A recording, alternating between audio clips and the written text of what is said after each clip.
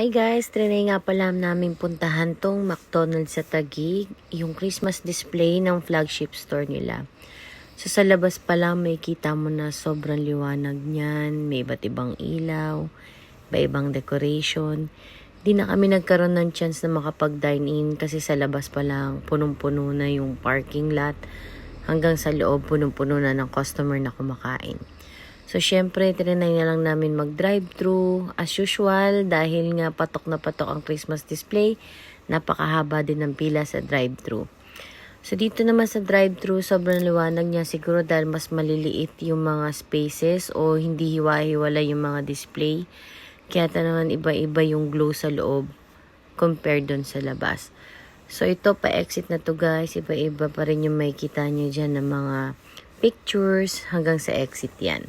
So, wag na wag nyo to papalagpasin dahil minsan lang to sa isang taon.